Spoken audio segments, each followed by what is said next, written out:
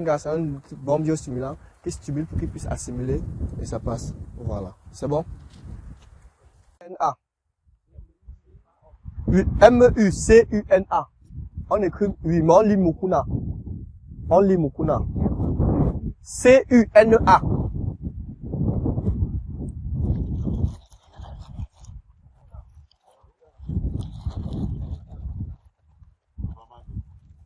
Ok.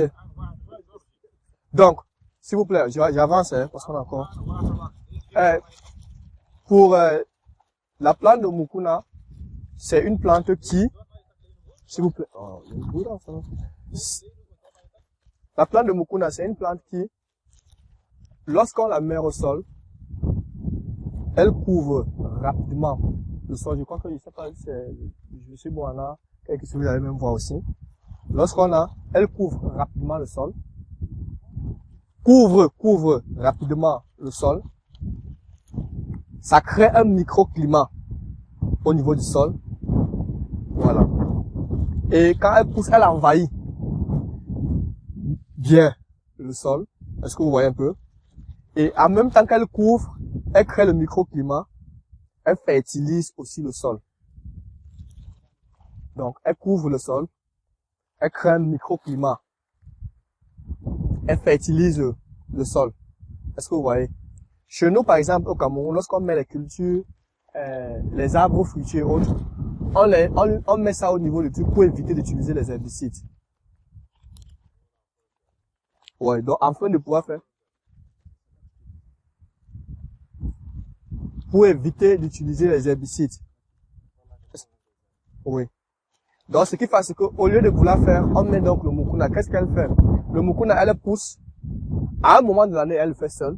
Elle va perdre ses feuilles. Et il faut qu'elle pousse ça.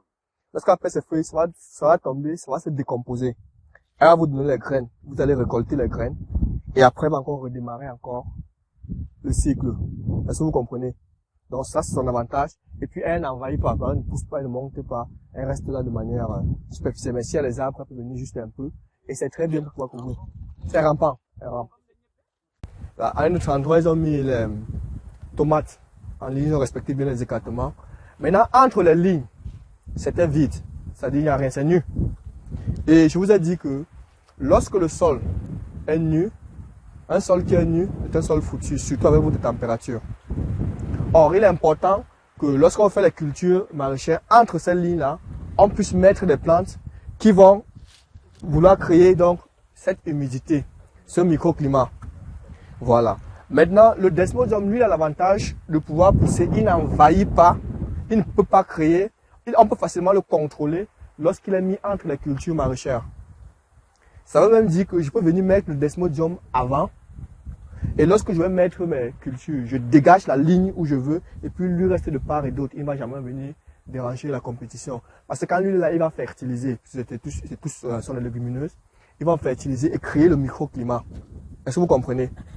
Et l'une des meilleures manières de faire, c'est quoi? C'est que lorsque, c'est la recommandation que je donnais, lorsqu'ils vont récolter, que ce soit la laitue et autres, en attendant de vouloir faire, ils sèment le desmodium, ça va pousser là-bas.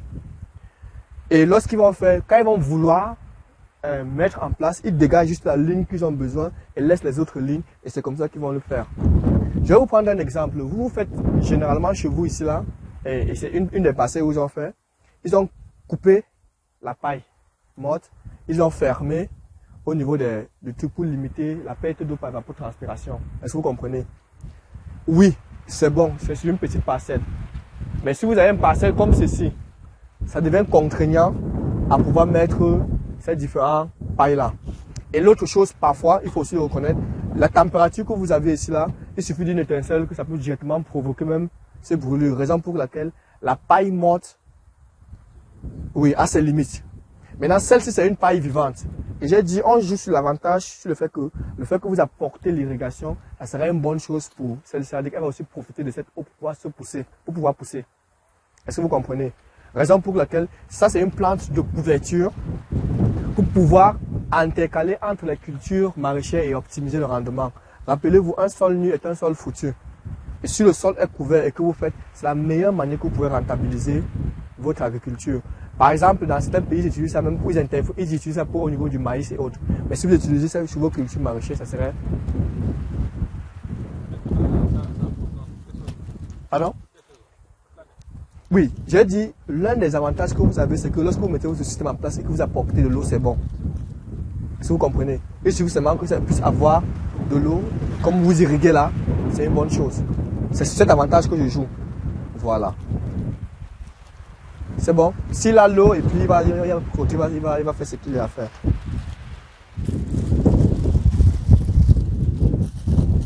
Ok.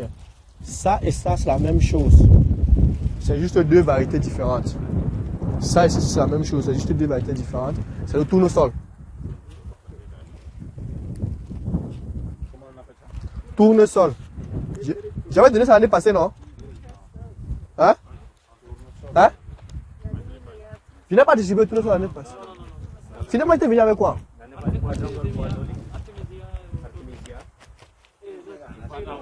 Bon, ça va, oui, ça va. Oui, je comprends, ça va. Oui. Ok, ça va. Ok.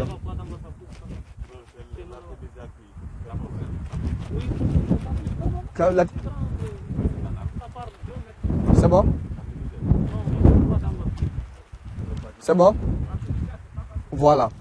Donc, regardez ici là, hier, avant-hier, on a vu une vidéo sur l'hydroponique. On a vu une vidéo sur l'hydroponique. Tu te rappelles? Le maïs qu'on a mis. De quoi? Tu as commencé?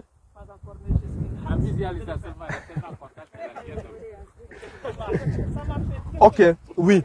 Au fait, le tournesol, comme on dit en anglais, sunflower, et c'est une culture qui aime bien le soleil. Oui, oui, ça fait comme le soleil, oui, et que ça pousse.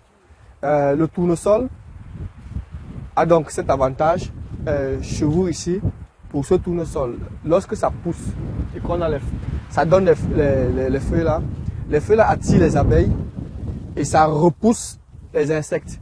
Les insectes piqueurs suceurs, vous vous rappelez des insectes piqueurs suceurs? Piqueurs suceurs, qui piquent et sucent la sève. Je vous ai montré ça, non? Mouches blanches, pucerons.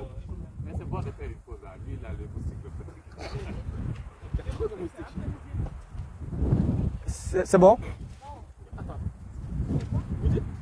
J'ai dit, ça repousse les mousses et ça attire les abeilles. C'est un plant mellifère. Oui, il faut créer les ruches. Il faut créer les ruches. Pardon?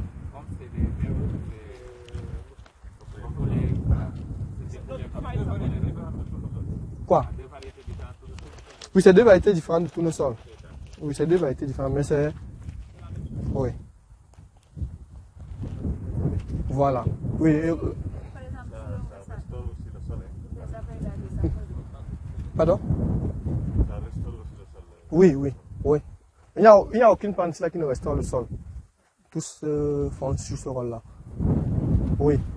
Maintenant, j'ai dit aussi que lorsque vous allez commencer à produire, vous pouvez aussi faire la même chose que vous avez vu avec le maïs là, avec l'hydroponique là.